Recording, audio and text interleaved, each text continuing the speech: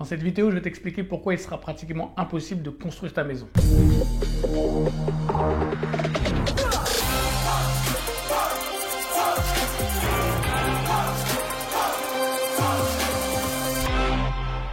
Alors salut, moi c'est Lionel de ML Immobilier et sur cette chaîne on parle bien sûr d'immobilier mais pas que. On parle vraiment du marché mais on parle aussi de grosses plus-values, du métier de marchand de biens et de plein de choses comme ça. Donc si notre contenu t'intéresse, n'hésite surtout pas à t'abonner à la chaîne et surtout active la cloche pour avoir les notifications de toutes nos nouvelles vidéos. Une chose que je ne demande pas souvent mais maintenant je commence un peu à le demander parce que la chaîne commence à prendre un petit peu.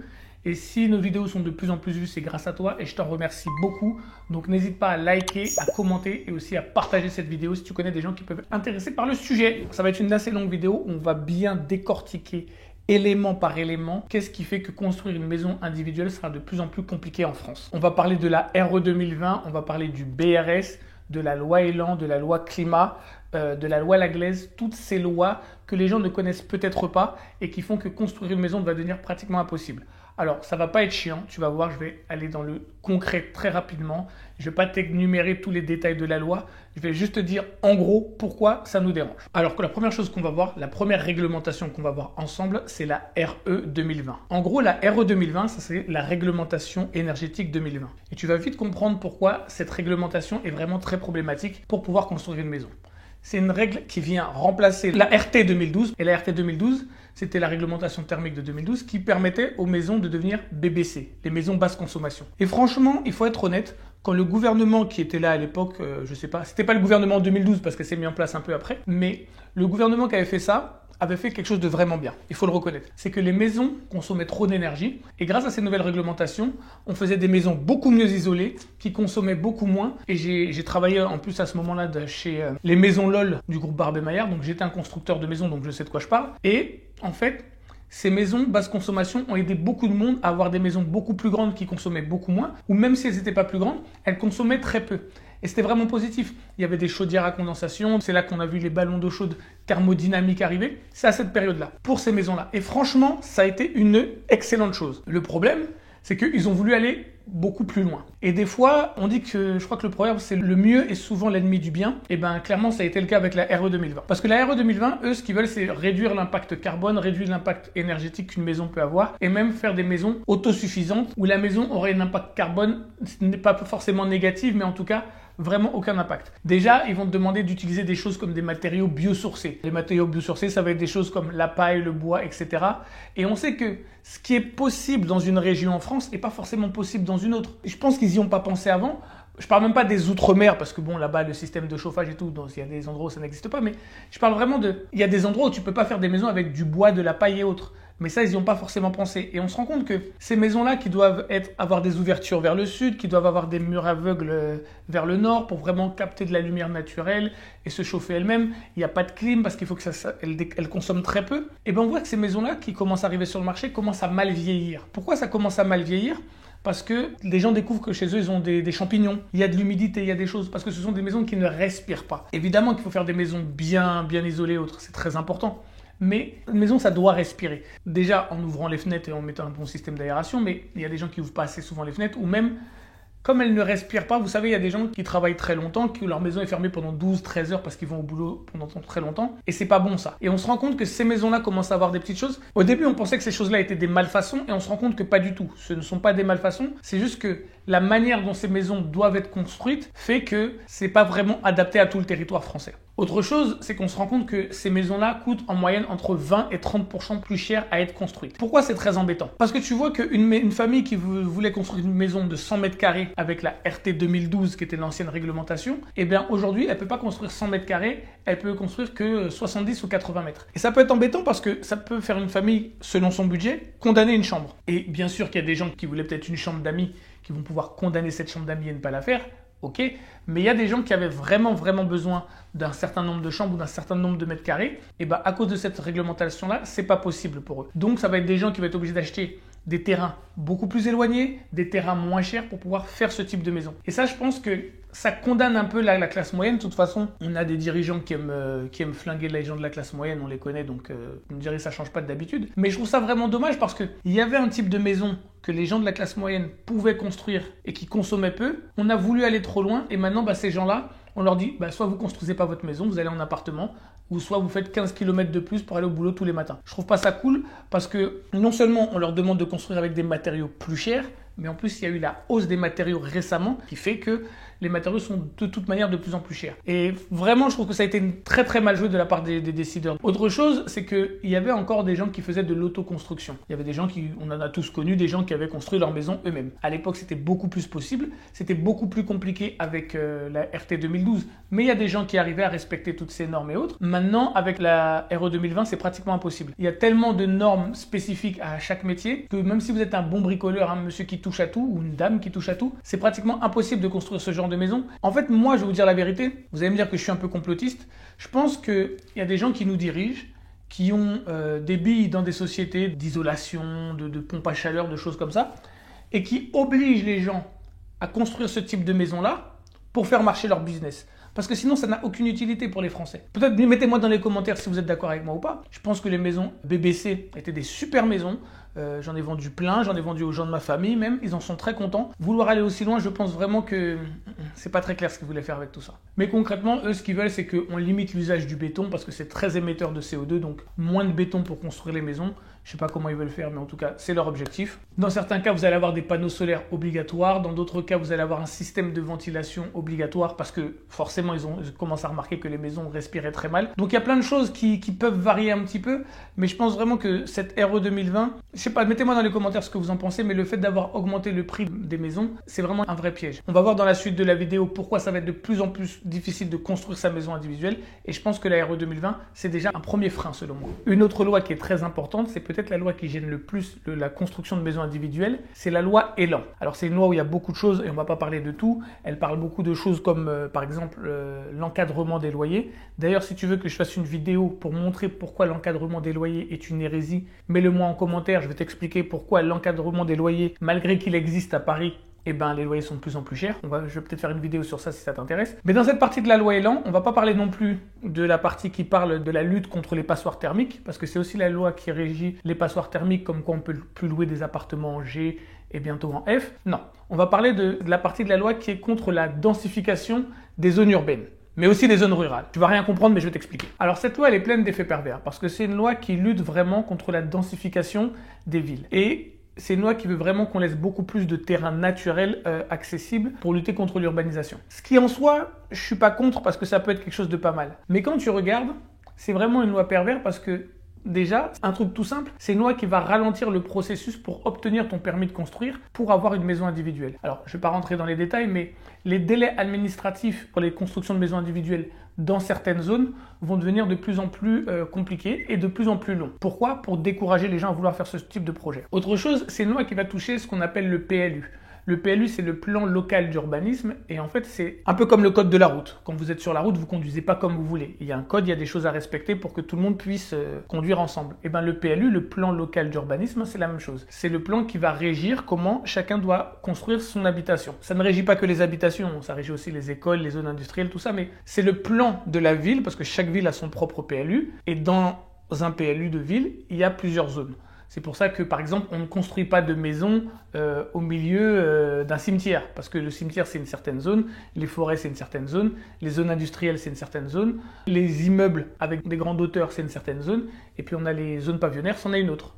Tout est bien rangé dans un PLU. D'ailleurs, j'explique dans ma formation comment on lit un PLU et comment, quand on arrive à lire un PLU, on trouve de bonnes affaires. Mais en fait, cette loi-là, elle va manipuler le PLU pour raréfier les terrains disponibles. En fait, c'est quelque chose qui va se mettre au-dessus des PLU de la ville pour pouvoir raréfier les terrains disponibles pour que les familles puissent construire leur maison. Et ça, je trouve ça vraiment pervers de dire que vous êtes élu par un peuple qui a un rêve, et en France, le rêve de la construction de maisons individuelles, on le sait très bien que les gens aiment avoir leur maison individuelle, et vous faites des lois pour aller à l'encontre des gens qui vous ont élu. Ça, je trouve ça vraiment dégueulasse de votre part, et j'espère que des gens importants verront cette vidéo. Je sais ce que je pense de vous, vraiment. Donc en fait, le principe, c'est quoi? C'est que dans les villes, comme ils veulent vraiment favoriser l'habitat collectif, c'est vraiment un objectif de cette loi de favoriser l'habitat collectif, autrement dit les immeubles, eh bien, on va tout faire pour que les terrains ne soient pas beaucoup occupés par des maisons qui peuvent bien s'étaler. Autrement dit, pour que je t'explique en tout cas, c'est que quand tu as un terrain, une maison, ça occupe une part du terrain, ok?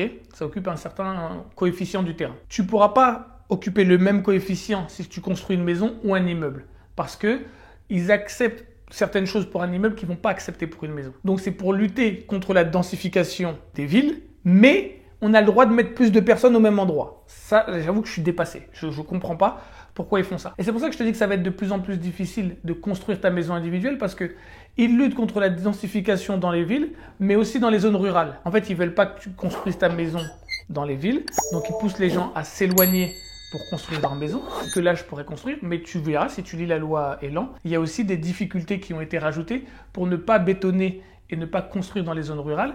Et tu vois qu'en fait, pour construire une maison, tu vas devoir laisser une grande partie de terrain ou sinon compenser par du terrain naturel que tu pourrais acheter, détruire quelque chose pour le laisser libre dans la ville, ce qui est pratiquement impossible. Donc en fait, c'est une loi qui lutte contre l'artificialisation des sols et tu verras que déjà, ils ont une première échéance à 2030 et à 2050, ils ne veulent plus aucune artificialisation des sols en France. Alors ce que veut dire artificialisation des sols, ça veut un peu tout et rien dire. Je t'avoue que j'ai cherché, j'ai regardé, je préfère pas dire de bêtises parce que je ne vois pas vraiment où ils veulent en venir, parce que si ça lutte contre la construction de maisons, je ne comprends pas pourquoi ça ne lutte pas contre la construction d'immeubles. Honnêtement, peut-être que vous allez me dire dans les commentaires que je suis limité, vous avez mieux compris que moi, n'hésitez pas à me le dire. Mais tu vois bien que le fait de construire une maison individuelle, eh bien ça aussi, ça les gêne. Je ne sais pas pourquoi, mais c'est pour ça que je pense que si tu veux une maison, il faut peut-être la faire construire maintenant ou peut-être en acheter une déjà construite maintenant parce que ça va être de plus en plus difficile dans le futur. Alors après, ces deux réglementations qui ne sont pas forcément agréables, là je vais te parler d'une réglementation qui est agréable, qui se trouve dans la loi Laglaise.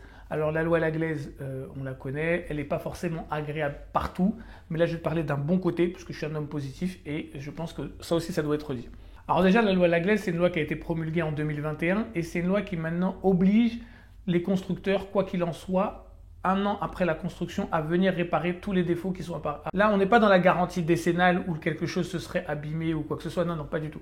Là, on est vraiment dans une partie de la loi où quoi qu'il se passe, le constructeur ou le promoteur n'a aucune excuse. Il n'a pas à faire jouer ceci ou cela.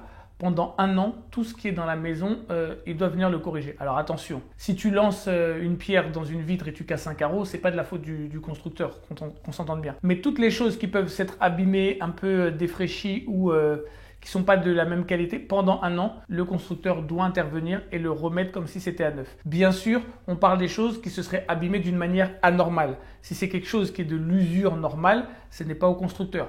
Si par exemple tu as un toilette suspendu et que tu t'amuses à sauter dessus et qu'il est cassé, non, ce n'est pas le constructeur qui va le remplacer. Attention, il ne faut pas dire ce que je n'ai pas dit, mais tout ce qui est d'usure anormale qui sont dues à la qualité de la construction, là maintenant, il n'y a plus d'échappatoire pour les constructeurs et les promoteurs, ils doivent venir corriger. En plus, maintenant, ils ont étendu les garanties décennales. Bon, elles durent toujours le même temps, mais par exemple, toutes les choses qui peuvent atteindre la solidité du bâtiment, là aussi, il n'y a aucun recours en matière de garantie décennale. Je ne pense pas qu'il y en avait beaucoup pour le constructeur, mais là, dans la loi Laglaise, on a renforcé le droit des gens qui ont acheté, le droit des clients, des occupants de la maison ou de l'immeuble. Parce que ce n'est pas seulement pour les maisons individuelles, hein, la loi Laglaise. C'est aussi pour les gens qui ont acheté chez des promoteurs dans un bâtiment.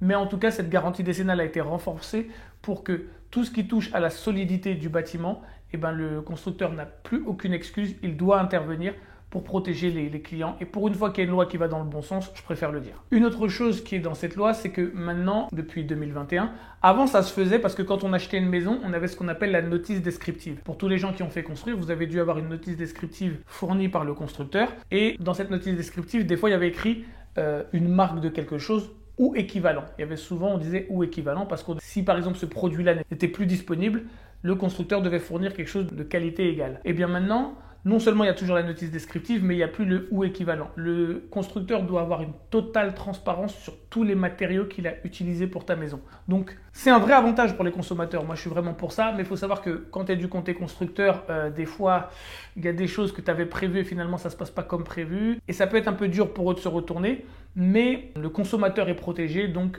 il y a un avantage dans la construction de maison qui est arrivé, qui n'y avait pas il y a 20 ou 30 ans, donc j'en parle quand même parce que je parle vraiment de la construction de maison dans cette vidéo. Forcément, tout ce qu'on a dit, ça a un impact pour les constructeurs et eux, leurs garanties et les assurances qu'ils doivent souscrire sont bien plus chères et forcément, ça se retourne un peu contre le client parce que si le constructeur a besoin de plus s'assurer et que les assurances sont plus chères pour lui, forcément, ce coût-là, il va le réimpacter sur le coût de la maison. C'est pour ça que je dis que construire sa maison, qu'on le veuille ou non, même s'il y a des petits avantages, ça va devenir pratiquement impossible pour beaucoup de monde. Autre chose, pour tous ceux qui ont déjà fait des travaux, vous savez vraiment Moi, j'ai jamais vu un chantier se finir à l'heure. Par exemple, cet appartement dans lequel je suis, c'est un de mes appartements que j'ai fait les travaux, on a tout fait. On a eu du retard. Tous les chantiers que j'ai fait depuis 13-14 ans, on a toujours eu du retard sur les chantiers, c'était comme ça. Et même quand j'étais constructeur, quand j'ai travaillé chez un constructeur, il nous arrivait d'en avoir. Les gens étaient plutôt compréhensifs parce que j'ai travaillé pour les maisons LOL qui sont une maison plutôt sérieuse, donc il n'y a pas de problème. Oui, je sais, ça s'appelle maison LOL et c'est sérieux, mais franchement, en tout cas du temps où j'étais, c'était vraiment très sérieux. On sait qu'il y a du retard sur les chantiers, mais à cause de cette loi-là, ils sont beaucoup plus difficiles avec les constructeurs, donc forcément, les délais sont plus rigides, les sanctions sont plus grosses si elles ne sont pas respectées. Donc, pour ne pas s'exposer, qu'est-ce qu'ils font, les constructeurs, les promoteurs? Ils se protègent parce qu'ils savent que ça va leur coûter cher s'ils sont hors délai. Donc, le prix, il le réimpacte toujours sur le client. Oui, j'ai pas dit que ça allait être une vidéo positive, je sais. Après, pour finir sur cette loi Laglaise, je pense, en tout cas sur cette partie de la loi Laglaise, parce que c'est là où il y a beaucoup d'autres choses, je pense que ça va faire naître beaucoup de conflits entre les constructeurs et les clients. C'est mon avis, je dis pas que j'ai raison, si d'ailleurs t'es pas d'accord avec moi, n'hésite pas à le mettre dans les commentaires. Mais je pense que même si ça va mieux protéger le client, il est possible que ça fasse naître beaucoup de conflits là où il n'y en avait pas, parce qu'il peut y avoir des clients un peu tatillons, un peu chiants, ou avant, on aurait pu discuter avec le constructeur pour se mettre d'accord. Bon, vous allez avoir un petit peu de retard sur ça. Ok, vous deviez faire, je sais pas, je dis une bêtise, vous deviez faire 12 mois maximum de construction. Si vous faites ça correctement, ça va plus faire 12 mois, ça va faire 14 mois. Vous allez être hors délai. Je peux vous poursuivre, j'ai pas envie de vous poursuivre. Faites-moi ma terrasse. Je vous le dis, ça se passait comme ça. J'ai travaillé dedans, ne me dites pas non. Ou faites-moi mon allée, ou le constructeur il fait semblant qu'il ne le sait pas parce qu'il a sous-traité à des boîtes de maçonnerie et tout. Et puis il met un petit peu un coup de pression à la boîte de maçonnerie en leur disant écoutez les gars, si vous voulez continuer à avoir des chantiers, là je vais être un peu court. Samedi, dimanche, faudra peut-être aller faire la terrasse là-bas au noir. C'est déjà arrivé. Ceux qui ne sont pas dans la construction ne le savent pas, mais ceux qui sont dedans savent très bien comment ça se fait. Et ça s'est fait très souvent. Donc on arrivait à trouver des petits arrangements comme ça à l'époque. Et je pense que s'il y a des gens qui n'ont pas d'expérience de tout ça, qui viennent, qui veulent respecter le contrat, j'ai peur que ça crée des tensions entre les constructeurs et leurs clients. On verra, peut-être que je me trompe, mais il y a aussi des effets pervers à vouloir trop protéger le client. Alors une autre réglementation, alors celle-là je ne vais pas le cacher, j'ai déjà fait des TikTok qui ont fait plus de 400 000 vues sur cette réglementation. Je l'ai fait l'année dernière. Les gens étaient outrés. J'ai même mis le TikTok sur YouTube. C'est sur le BRS. Le BRS, c'est le bail réel et solidaire. On va en parler. Moi, je suis totalement vent debout contre ce système-là. Je pense que de laisser commencer ça, parce qu'ils ne vont jamais commencer les choses d'une manière brutale, ça commence toujours petit à petit et puis ça augmente. Et puis toujours la même chose, c'est pour protéger les ménages les plus modestes. Alors le BRS, c'est vraiment le détachement entre le bâti et le terrain. Je vais t'expliquer. Donc quand on est propriétaire de sa maison, on est souvent plein propriétaire, on possède sa maison, son terrain, on a fait construire sa maison sur son terrain ou on a acheté les deux, peu importe. Et bien là avec le BRS, tu vas être propriétaire de ta maison, mais tu vas être locataire de ton terrain. En fait, tu vas payer une redevance à l'État. Il ne s'appelle pas son loyer, c'est une redevance à l'État. Le temps qu'il faudra, alors c'est pour un bail qui est entre 18 et 99 ans. Et en fait, tu ne seras que locataire de ton terrain, mais propriétaire de ta maison. L'avantage de ça, c'est que comme tu ne possèdes pas le terrain, ça fait réduire le coût. En fait, c'est beaucoup moins cher de faire construire une maison sur un terrain, surtout si on ne possède pas le terrain. C'est un peu comme on le voit déjà dans des appartements, et ils le font dans des villes, que j'ai pas envie de dire les villes, mais il y a des villes qui ont déjà adopté ce système-là, où pour baisser de 20 à 30% le coût des appartements, on explique aux gens qu'ils vont payer un loyer à vie. Ils vont être propriétaires, mais en payant un loyer et à vie. En tout cas, pour 99 ans. Moi, franchement, je suis scandalisé que les Français n'aient pas manifesté contre ça. Alors, sous prétexte que ça permet à plus de gens d'être propriétaires, et on vous dit, oui, c'est comme si tu étais propriétaire, en plus, tu peux le léguer à tes enfants et autres. Alors là, j'ai pas la loi sous les yeux, mais j'en ai parlé dans mon TikTok où j'expliquais très clairement que pour que tu puisses léguer ton bail à tes enfants, ou léguer ton bien plutôt à tes enfants, il faut que eux aussi soient dans le cadre des revenus qui peuvent bénéficier de cet avantage. Parce que bien sûr, c'est pas pour les riches, c'est pour aider les pauvres, je te l'ai dit. De toute façon, ils veulent toujours aider les pauvres. En tout cas, pour les gens modestes. Donc en fait, il faut que tes enfants aussi soient modestes pour pouvoir hériter de ton bien. Donc quand on te dit, oui, avec le BRS, vous pouvez hériter, oui, c'est vrai, vous pouvez hériter, je ne vais pas mentir, mais vous ne pouvez pas faire hériter vos enfants dans n'importe quelle circonstance. Ça, c'est une chose. Après, ils vous disent que vous pouvez vendre. Oui, c'est vrai, vous pouvez le revendre, mais vous ne pouvez revendre qu'à une personne qui a à peu près les mêmes revenus que vous.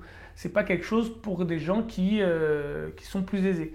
Donc, en fait, on voit que c'est pour une partie de la population, qui est plutôt modeste ou moyenne, on va dire, Et ces gens-là vont toujours devoir payer. Et on vous dit que vous avez des loyers fixes. Moi, j'y crois pas. Je pense qu'en 99 ans, ils vont trouver des moyens de vous faire augmenter ces fameuses redevances. Et moi, je trouve ça malsain. Là, franchement, vous mettez ce que vous voulez dans les commentaires. Et s'il y a des gens qui sont pour le BRS, n'hésitez pas. Je peux même faire un live sur YouTube pour qu'on puisse en discuter. Mais franchement, je vois pas beaucoup d'avantages à cette nouvelle réglementation. D'ailleurs, j'ai parlé avec plusieurs notaires qui eux aussi expliquent que cette nouvelle forme de propriété complexifie énormément leur travail. C'est très délicat.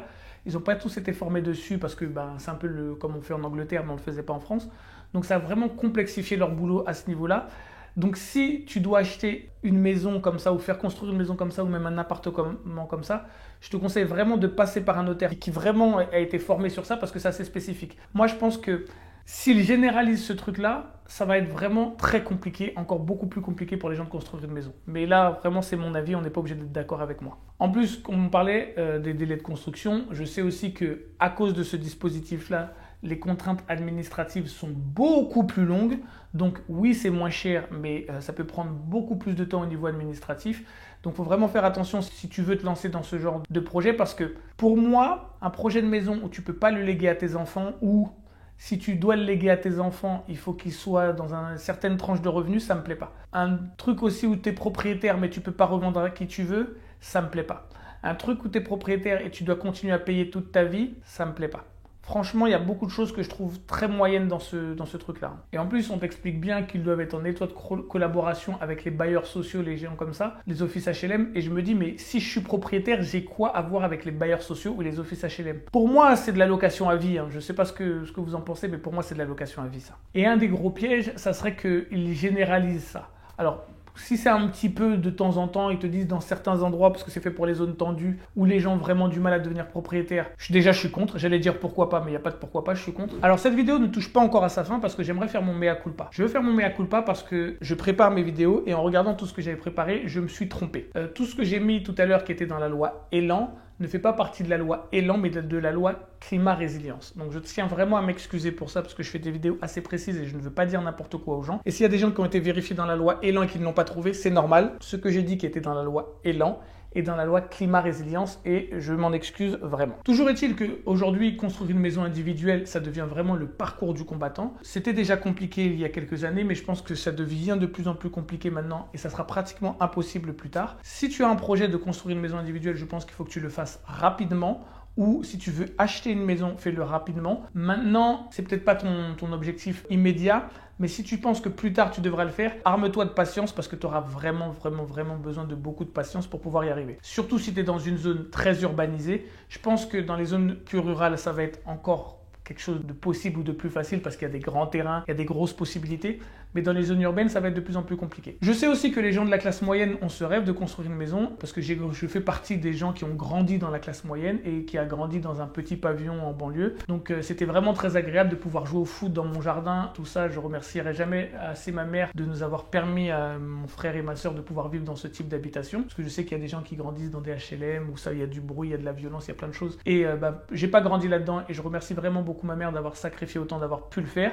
Je sais que c'est le rêve de beaucoup de gens de pouvoir faire la même chose pour leurs enfants et croyez-moi, ça en vaut le coup. Alors je ne dis pas que j'ai plus réussi qu'un autre, pas du tout, mais ça peut mettre vos enfants à l'abri de beaucoup de choses que ils ne seraient peut-être pas à l'abri s'ils avaient grandi ailleurs. Parce qu'un enfant ressemble plus à son époque qu'à ses parents. Donc vous pouvez être de très bons parents et avoir des enfants qui tournent mal parce qu'ils ont grandi au mauvais endroit. Donc merci maman de nous avoir permis de vivre là-bas. Et je sais aussi qu'il y a d'autres contraintes parce que si vous n'avez pas les moyens aujourd'hui de construire la maison là où vous le voulez, vous allez peut-être devoir vous éloigner.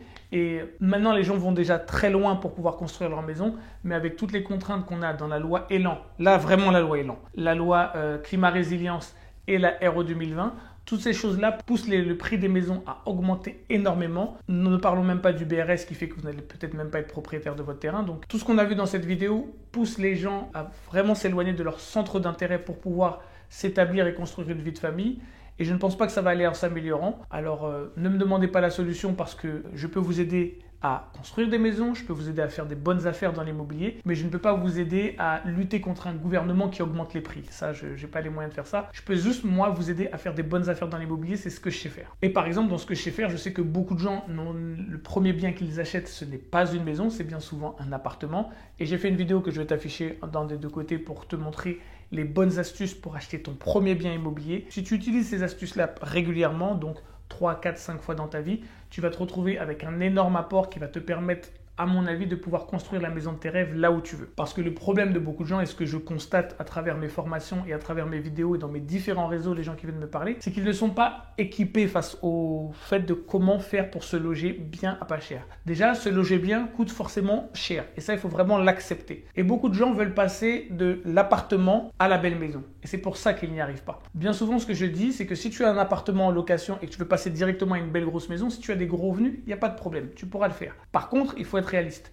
Beaucoup de gens n'en ont pas les moyens et ce que tu dois faire, c'est acheter un appartement qui est dans tes moyens, pouvoir faire une plus-value dessus, en acheter un autre, puis après avoir une grosse maison. Mais il y a beaucoup de gens, et moi je ne juge pas la vie des gens, je ne suis pas là pour ça, pour vous dire ce que vous faites bien, mal, tout. Si vous êtes heureux dans votre vie, vous êtes peut-être même plus heureux que moi, donc il n'y a pas de problème. Mais ce que je veux dire par là, c'est que beaucoup de gens quittent chez leurs parents, ils vont en location dans un appartement où ils ont un enfant, 2 enfants, 3 enfants, peu importe, et après ils se retrouvent à l'étroit dans cet appartement et ils veulent acheter une maison. Et c'est là qu'ils se retrouvent piégés. C'est vraiment là que le bas blesse et que ça ne marche plus. Si tu veux vraiment bien loger tes enfants, ta famille et autres, et que tu n'as pas des revenus extraordinaires, il va falloir que tu passes par plusieurs achats-reventes de biens dans lesquels tu devras générer de l'argent pour pouvoir bien loger ta famille plus tard. Donc si toi aussi tu veux réaliser ton rêve que de t'acheter une belle maison ou de pouvoir faire vivre ta famille dans une super belle maison agréable, sache que c'est possible même si tu n'as pas des revenus extraordinaires.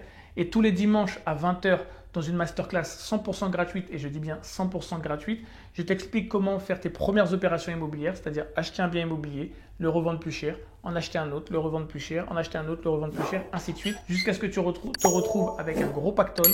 Et avec ce gros pactole, tu pourras loger ta famille dans les conditions de rêve, ou même dans des conditions dans lesquelles tu n'aurais jamais osé rêver. Donc je te mets le lien en description dans cette vidéo, tu vas voir le lien masterclass, c'est vraiment 100% gratuit, n'hésite pas à t'inscrire. Les places sont comptées parce que je fais des masterclass de plus en plus petites pour ne pas avoir trop de questions parce que des fois je suis noyé sous les questions. Comme je réponds vraiment à tout le monde, je ne peux pas répondre à tout le monde jusqu'à 23h30, je commence la masterclass à 20h. Donc réserve ta place et je te dis à bientôt dans la prochaine vidéo YouTube. Bye.